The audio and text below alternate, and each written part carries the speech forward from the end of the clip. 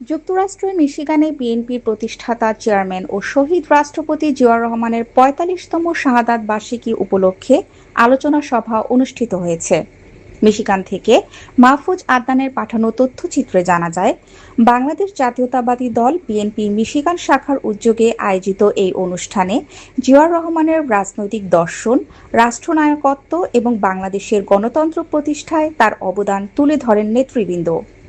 ৩১ মে রোববার সন্ধ্যায় হ্যামট্রমিক সিটির আলাদিন রেস্টুরেন্টে বাংলাদেশ জাতীয়তাবাদী দল বিএনপি মিশিগান শাখার উদ্যোগে এই অনুষ্ঠানের আয়োজন করা হয়।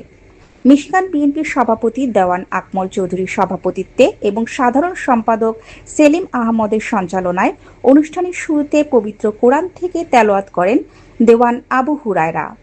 আলোচনা সভায় বক্তব্য রাখেন মিশিগান বিএনপির সাবেক উপদেষ্টা খন্দকার ইউসুফ কামাল, সিলেট মহানগর বিএনপির প্রতিষ্ঠাতা সহসভাপতি তারেক আহমদ চৌধুরী, বিএনপি নেতা ও সাবেক চেয়ারম্যান নসিরুল হক শাহীন, জিলাল উদ্দিন, রাজু আহমেদ তালুকদার, মাজহারুল ইসলাম ডালিম, মইনুল হক, মোশাররফ চৌধুরী লিটু, ওয়াসিমুজ্জামান রনি সহ বিএনপি ও অঙ্গ সংগঠনের বিভিন্ন পর্যায়ের নেতারা।